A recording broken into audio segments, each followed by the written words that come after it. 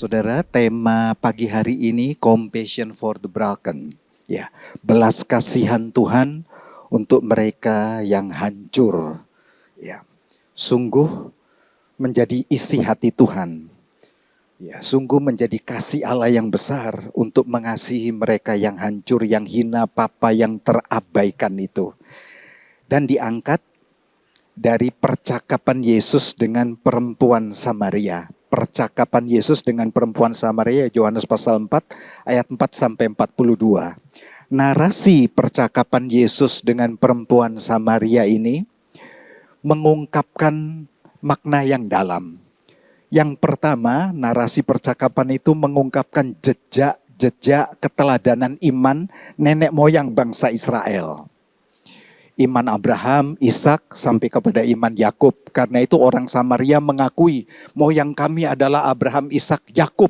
Ya, Yakub yang memberi tanah ini Samaria bagi kami, keturunan Yusuf. Itu orang Samaria mengakui. Yang kedua, percakapan Yesus, narasi ini memiliki hal-hal yang indah. Konflik bangsa Israel sendiri untuk diungkapkan oleh Yesus, diterobos oleh Yesus. Sejak kematian Raja Salomo yang begitu jaya dan perkasa itu, saudara, yang terkenal hikmatnya, yang luar biasa, akhirnya berlalu, lalu kerajaan Israel pecah menjadi dua. Itu yang akan disampaikan dalam percakapan Yesus dengan perempuan Samaria. Israel pecah menjadi dua. Satu kerajaan utara dengan ibu kota Samaria, yang kedua kerajaan selatan dengan ibu kota Yerusalem. Kerajaan utara ada 10 suku, kerajaan selatan 2 suku, saudara. Itu yang dibilang Yehuda itu di bawah. Konflik ini tidak menggembirakan tentunya, dan Yesus mau buat terobosan. Dan percakapan narasi Yesus yang ketiga, poin ini yang hebat, Injil Yesus Kristus menerobos dari Yerusalem, Yudea, masuk ke Samaria melalui percakapan ini. Baik, mari kita memperhatikan. Yang pertama, narasi percakapannya diangkat dari Yesus harus melintasi daerah Samaria. Yohanes pasal 4 ayat 4 sampai 6, isi beritanya Yesus harus melintasi daerah Samaria. Kata harus ini menjadi kata kunci ternyata, saudara. Dan sampai di Sikar. Di situ ada sumur Yakub. Ya. Kalau secara geografis saudara lihat, Yudea, ya, ada Yerusalem, ada Bethlehem, Samaria, ada Sikar, lalu Galilea yang di atas itu, ya, itu ada Nazaret, ada Kapernaum, ya. Nah, perjalanan Yesus dari Yudea sampai ke Galilea secara geografis itu 124,8 km, seputar 125 km. Ya. Melalui, biasanya mereka melewat samping, tidak mau menginjak tanah Samaria karena dianggap najis dan haram, begitulah saudara. Itu konfliknya antara Yahudi dan Samaria. Jadi, tapi kata Alkitab, Yesus harus lewat ke Samaria, mampir di Sikar, sumur Yakub di sana. Jarak Yerusalem ke Sikar, Samaria, seputar 48 km. Jadi memang sangat melelahkan perjalanan itu. Bisa beberapa hari tentunya. Sesampai di Sikar, tanah yang diberikan nenek moyang Yakub itu, saudara. Yakub kan pakai nama Israel, ya. Artinya pemenang, diubah Tuhan setelah bergumul dengan Allah. Lalu tanah itu diwariskan kepada Yusuf. Kalau saudara baca di Yosua pasal 24 ayat 32, kata Sikar yang dimana ada sumur Yakub itu merujuk pada Sikem. Ya, di situ ada sumur Yakub, nenek moyang. Lalu Yakub membuang segala berhala di Sikem, membangun mezbah di Sikem. Berhala-berhala yang dibawa perjalanan dari wilayah Mesopotamia, wilayah Irak sana itu, saudara. Ya, sesampai di Sikem dibuangnya segala berhala itu, lalu membangun mezbah di sana. Kejadian 35 ayat 2 sampai 4. Tulang-tulang Yusuf yang ada di Mesir dikuburkannya di Sikem. Ya, Yosua dan umat Israel memperbaharui perjanjian imannya, dan umat Israel memperbaharui ibadahnya setelah tercampur dengan berhala-berhala itu, menyembah Tuhan Allah Israel kembali ada di Sikem. Waktu Yosua deklarasikan, aku dan seisi keluargaku akan menyembah kepada Tuhan Allah Israel. Bagaimana kamu umat Israel yang sudah tercampur dengan berhala? Lalu mereka sujud menyembah bersama. Kami mengikutimu, kami akan menyembah kembali Allah moyang kami Abraham, Ishak, Yakub. Itu terjadi di Sikem. Di tempat Sikem yang sama, Yesus bertemu dengan perempuan Samaria. Itu petanya kota Samaria, saudara. Ya, untuk transformasi iman, pertobatan dan kesaksian kehidupan. Keren ini. Jadi ternyata benang merah apa yang Tuhan buat di perjanjian lama tidak akan pernah hilang. Ya, Allah mengikat perjanjian yang indah, Allah memperbaharui di sana, baik Yakub tulang Yusuf dikuburkan, baik itu Yosua ditarik benang merahnya kepada perempuan Samaria dan Yesus mau buat terobosan di Samaria. Mari kita lihat berikutnya. Pesan firman Allah, Alkitab, teladan jejak-jejak iman, pertobatan, pola asuh, kesaksian hidup orang tua itu membuka jalan kehidupan iman, pertobatan, kesaksian anak cucu kita. Tangkap ini ya saudara, pesan kehidupan ini. Jadi apa yang sudah dirintis Yakub turun kepada Yusuf, lalu Yosua, itu tidak akan hilang begitu rupa. Esensi dalamnya untuk terapan hidup kita di saat ini, jejak-jejak iman saudara, kekokohan pertobatanmu yang gigih, pola asuhmu yang alkitabiah, kesaksian hidup orang tua, ya, itu akan buka jalan iman, pertobatan dan kesaksian anak cucu kita. Ibrani pasal 11 membongkar itu semua tokoh-tokoh iman dengan jejak-jejak iman, pertobatan dan esensi kesaksian hidup mereka. Tetapi sebaliknya rusaknya keteladanan iman, rusaknya pertobatan kesaksian hidup orang tua, sama nilainya rusaknya generasi. Akan lahir generasi yang galau, bingung arah kehidupan, gagal fokus tujuan hidup, identitas diri yang buram, dan jiwa yang merana kesepian. Hikmat keteladanan iman hari ini, orang tua adalah representasi Allah, perwakilan Allah yang memberikan rasa aman, kasih yang tulus murni, keteladanan karakter, integritas, identitas diri, kualitas integritas, identitas diri, prospek masa depan yang berarti bagi anak-anak. Haleluya. Amin. Ya, itu hikmat untuk keteladanan iman. Pelajaran yang pertama. Yang kedua, narasi itu berjalan berikutnya. Yesus berkata kepada perempuan, berilah aku minum. Perjalanan yang panjang bukan? 48 kilometer Yerusalem ke Sikem. Perempuan Samaria berkata, masakan engkau seorang Yahudi minta minum kepadaku seorang Samaria? Sebab pada waktu itu dan berjalan beratus-ratus tahun, berabad-abad lamanya, orang Yahudi tidak bergaul dengan orang Samaria. Padahal satu garis keturunan, satu nenek moyang pecah. Setelah Salomo itu pecah. Mari kita lihat historinya. Tahun 930 Raja Salomo meninggal. Masa kejayaan telah berlalu. Sejak waktu itu perpecahan mulai tumbuh di Israel. Menjadi hikmat yang penting saudara. Kejayaan kita, kepopuleran kita, keberhasilan kita, orang tua ingat. Materi itu berhenti di liang kubur dan tidak kita bawa. Kalau tidak meninggalkan warisan iman kita pecah. Tidak meninggalkan warisan keteladanan kita pecah. Tidak meninggalkan warisan karakter kita bisa pecah. Karena itu penting. Setelah Salomo meninggal, kerajaan Israel pecah. Menjadi dua. Israel Utara, ibu kota Samaria, di mana Yesus akan mentransformasi Samaria kembali, dan kerajaan Israel Selatan, ibu kotanya Yerusalem. Tahun 721 sebelum Masehi, kerajaan Asyur, itu wilayahnya di seputar Irak Utara. Asyur itu kalau saudara perhatikan di peta, wilayah Irak bagian utara, sebagian kena ke Syria, Sebagian lagi tenggaranya turun ke Republik Arab. Itu wilayah Asyur. Mereka orang-orang yang jago berperang, saudara. Itu merebut kerajaan utara Samaria untuk perluasan wilayah daerahnya. Lalu sekaligus dia bawa orang-orang suku Kasdim, suku Kuta Babil, orang-orang Hamat, suku Hamat itu wilayah Suria Damaskus, dan suku Sefarwaim, orang-orang Syria, dibawa masuk Samaria, dicampurkan, saudara. Itu supaya pudar dan hilang identitas. Sebaliknya orang-orang Samaria, orang-orang Israel Samaria yang 10 suku, ditangkap, disebarkan mereka ke wilayah Syria begitu. Ya, sengaja itu wilayah Irak disebarkan, wilayah Arab disebarkan begitu untuk pudar identitasnya. Itu akhirnya kita mendengar 10 suku Israel yang hilang. Ya ini ceritanya, saudara. Oh, sampai segitunya ya.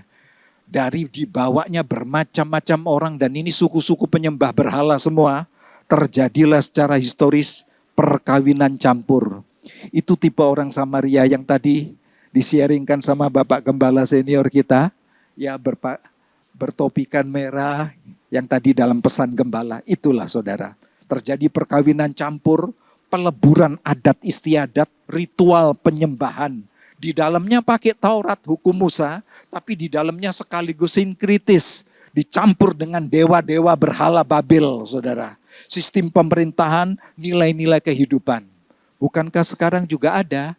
Datang ke gereja tapi masih ngilmu, datang ke dukun-dukun, Jumat Kliwon, menyembah keris, tanya hari baik. Sama aja ternyata, saudara. Ya.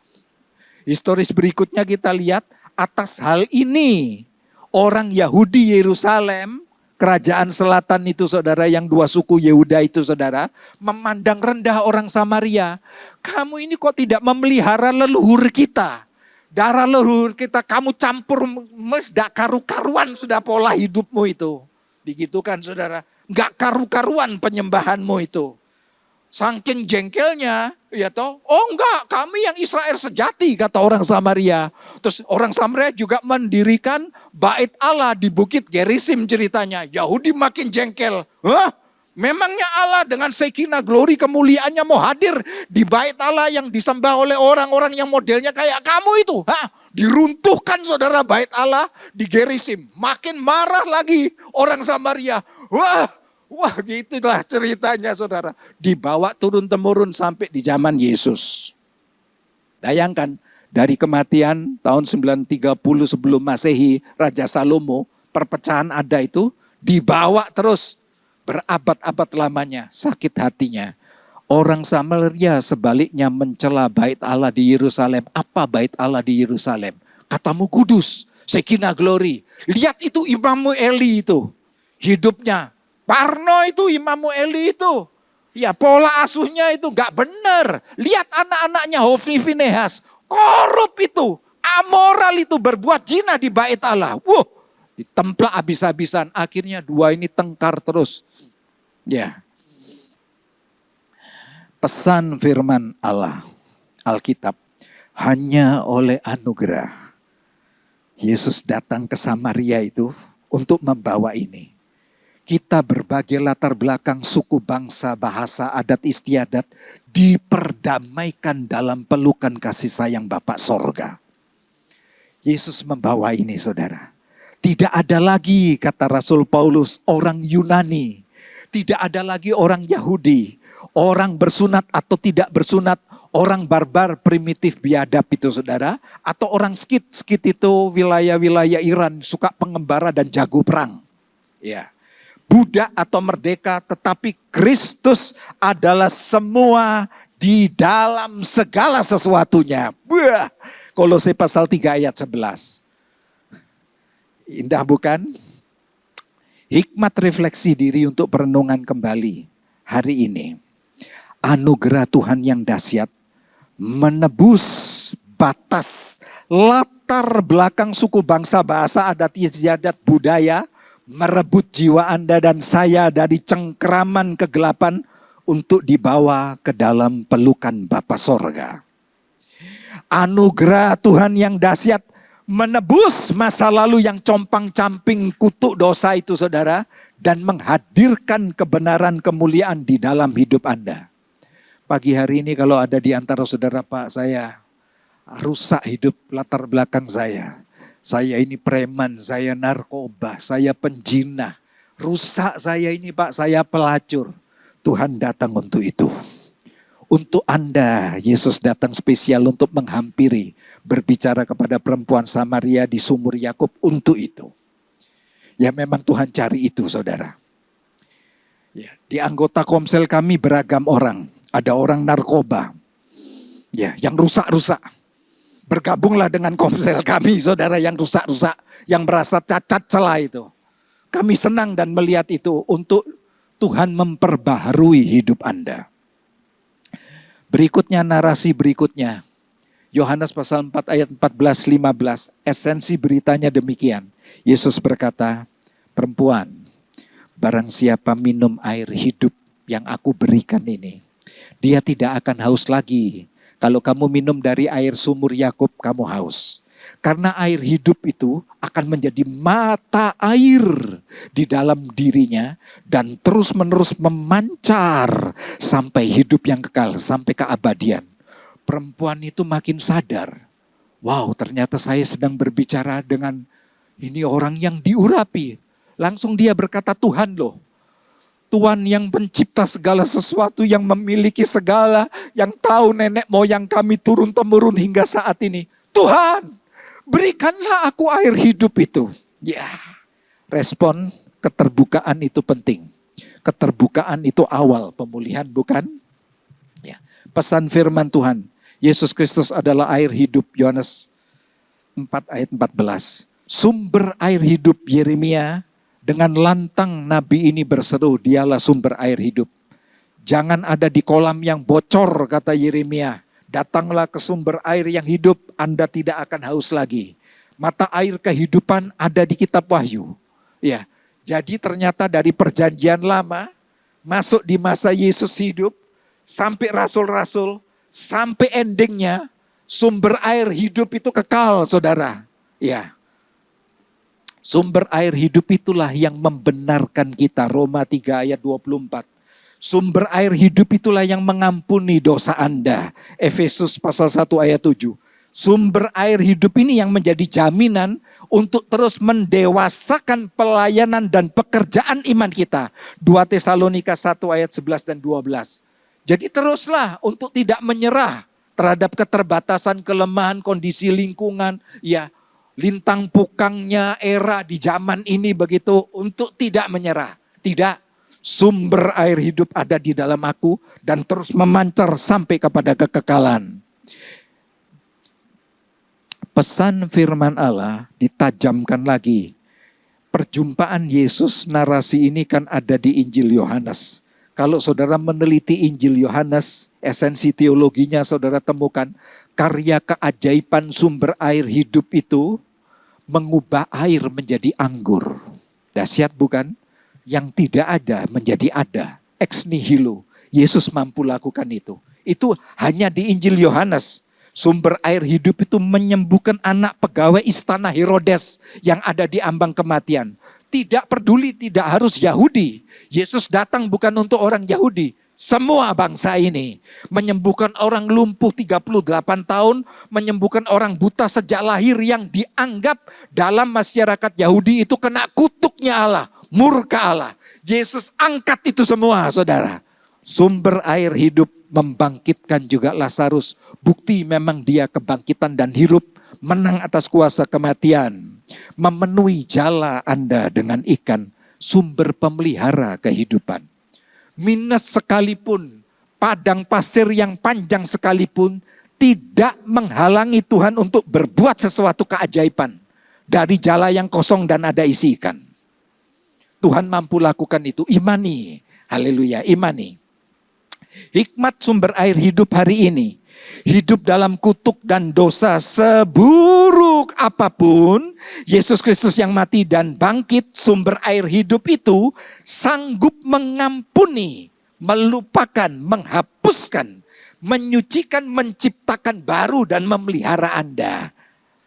Hidup segelap apapun hingga lembah bayang kematian sekalipun, Yesus Kristus sumber air hidup ada di sana, menghidupkan kita sebagai pemenang. Amin. Kita lihat narasi percakapan poin berikutnya. Ayat 16 sampai 18. Yesus berkata, tiba-tiba terpenggal begitu aja. Menjawab untuk tadinya konflik ras. Kan begitu ya saudara? Rasis dipatahkan oleh Kristus. Sekarang konflik batinmu Allah mau selesaikan. Kepada perempuan itu tiba-tiba terpenggal begitu aja kalimatnya. Pergi, panggil suamimu datang ke sini. Hah? Loh, apa-apaan ini? Ya, apa-apaan ini? Ya, perempuan Samaria itu berkata, aku tidak punya suami. Yesus berkata, tepat katamu. Ini rumus konseling yang hebat. Konseling itu tidak untuk menghakimi orang. Konseling tidak untuk menghukum orang. Tapi membuka pintu anugerah bagi klien. Itu konseling. Yesus berkata, tepat katamu. Yesus tidak berkata, bohong kau. Bohong kau. Aku tahu. Aku seorang nabi. 5 bojomu. Wah, enggak. Yesus tidak berkata begitu. Tepat katamu, perempuan. Engkau memang tidak punya suami. Sebab engkau sudah punya 5 suami. Dan yang ada sekarang padamu pun itu bukan suamimu. Saudara tahu betapa lelahnya perempuan ini. Ya. Mari kita lihat terapannya. Perempuan Samaria ini sedang berada di titik terendah kehidupan. Ia merasa tidak berharga. Tidak dikasihi. Terhakimi, terhukum, kelelahan, kehilangan arah, tujuan hidup. Hidup tanpa sosok figur suami. Ya, bukankah perempuan itu tulang rusuknya lelaki? Tapi enggak punya perlindungan. Tak ada sosok figur di depannya. Suami yang abai, suami yang tanpa komitmen. Suami absente itu tidak hadir, pecandu kerja, perfeksionis, otoriter lagi. Itu keadaannya perempuan ini. Kondisi kalau kita aplikasikan di kondisi yang kita hidup sekarang, benar-benar tanpa sosok figur. Perlu kita dalami lebih dalam pesan firman Tuhan. Yesus bertemu dengan perempuan Samaria ini di Sikem, bukan? Transformasi iman, pertobatan, kesaksian hidup itu sasarannya untuk perempuan ini. Ternyata arti kata Sikem itu adalah bahu. Mengikat tulang belikat, pergerakan tulang untuk mobilitas dan stabilitas. Saudara kalau berjalan di jembatan yang kecil, jembatan bambu, tanganmu tidak mungkin diam. Bahumu ini akan bergerak dan menjaga keseimbangan perjalananmu. Ya, saudara turun dari tangga, tidak akan diam, akan menjaga keseimbanganmu. Seperti itu Nabi Yesaya berseru dengan lantang. Lambang pemerintahan ada di atas bahunya. Namanya disebut Yesus itu penasehat ajaib. Allah perkasa, Bapa yang kekal, Raja Shalom. Dia wonderful counselor untuk menyelesaikan, selalu ada solusi untuk Anda. Dia Allah yang perkasa yang akan menghancurkan cengkeraman dosa. Dia Bapa kekekalan. Dengan hati Bapa dia akan merawat Anda. Dia Raja Shalom. Selesai konseling perjalanan, hai perempuan Samaria, berangkatlah dalam damai, bukan terhukum lagi. Itu arti kata Sikem. Untuk ini Yesus datang. Hikmat transformasi hari ini. Tangan Bapa Sorga terbuka. Tangan Bapa Sorga terbuka untuk setiap saudara. Menantikan yang lelah, yang hilang arah kehidupan. Datanglah pada Yesus. Dia lemah lembut dan rendah hati. Bapa menganugerahkan Yesus Kristus untuk menyelesaikan dosa-dosamu. Untuk selesaikan kelelahanmu. Luka hatimu. Memberikan rasa aman, shalom dalam perjalanan hidupmu. Bapa menghembuskan nafas rohnya di dalam dirimu untuk menuntun langkahmu sehingga saudara tidak yatim piatu seorang diri. Menanamkan nilai-nilai karakter yang terpuji dan berikan teladan kasih pengorbanan yang murni bagi kemuliaan Tuhan dan untuk sesama. Itu hikmat transformasi. Jadikan ini doamu. Tuhan pagi ini bukan sekedar kebaktian. Aku mau pulang dari tempat ini, Bapak, ini aku sebagaimana aku ada. Saat sebentar saudara perjamuan suci, saudara bisa nikmati itu. Ya, aku sedang masuk persekutuan yang akrab dengan pribadimu Kristus. Aku sedang terimpartasikan hati Bapa yang memeluk hidupku dan menyembuhkan luka hatiku. Saat saudara keluar dari ruangan kebaktian ini, saudara melangkah, shalom untuk hari ini. Hari yang baru, anugerah baru, relasi yang baru akan Tuhan pertemukan. Tuhan buka solusi jalan baru. Haleluya. Ya. Yang terakhir pesan ini, Yohanes pasal 4 ayat 28 sampai 42, esensi beritanya. Perempuan ini langsung meninggalkan tempayannya, pergi ke kota. Dari Sikar, itu bagian dari Samaria. Dia lari sepanjang di perjalanan, dia cerita. Betapa dahsyatnya Yesus melepaskan saya. Banyak orang Samaria telah menjadi percaya pada Mesias yang diurapi itu karena perkataan kesaksian perempuan itu. Orang-orang Samaria lalu datang minta kepada Yesus, saudara. Yesus, tinggallah bersama kami kalau engkau mencintai kami Samaria. Saudara lihat Injil yang tertransformasi. Dibawa dari Yerusalem, Yudea, Samaria, lanjut terus sampai ujung bumi. Di sini pergerakan yang Yesus lakukan. Ya.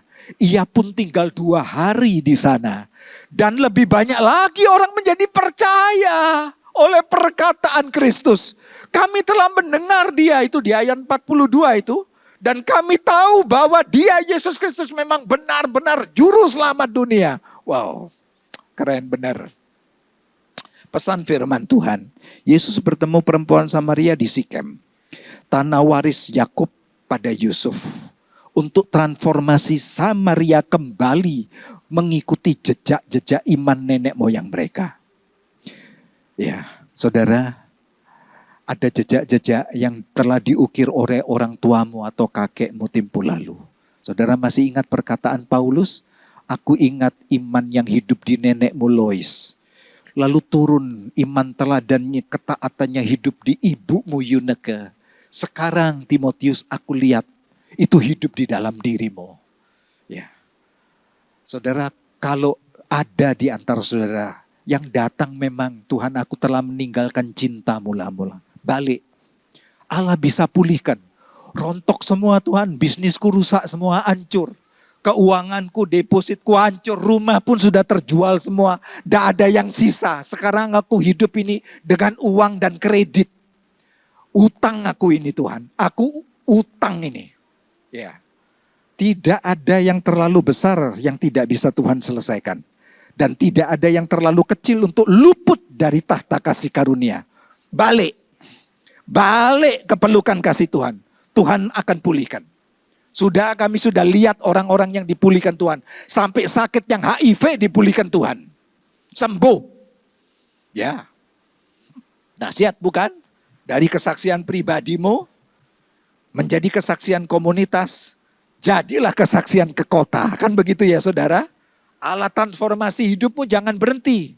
Transformasilah itu dalam komunitas. Setiap orang-orang dalam komselmu mengalami transformasi. Bergerak dari sana ke marketplace masing-masing. Yang dunia pendidikan, dunia bisnis properti kan begitu. Medis, kedokteran, kuliner, kan begitu ya saudara? Government, di duniamu masing-masing itu lalu terjadilah perluasan kesaksian. Kedengaranlah di kota Denpasar. Wow, kan begitu. Berita Injil Tuhan. Itu yang Tuhan tunggu ya saudara. Hikmat kesaksian yang terakhir hari ini. Yang hina, rendah, tidak diperhitungkan, tidak terpandang, tidak berarti bagi sistem dunia ini, dipilih oleh Allah yang perkasa itu. Diperlengkapi dengan hikmat penasehat ajaib, wonderful counselor, diimpartasikan hati Bapa, diutus menjadi saksi Injil damai sejahtera, Injil kerajaan Allah. Amin. Tuhan mencintai saudara.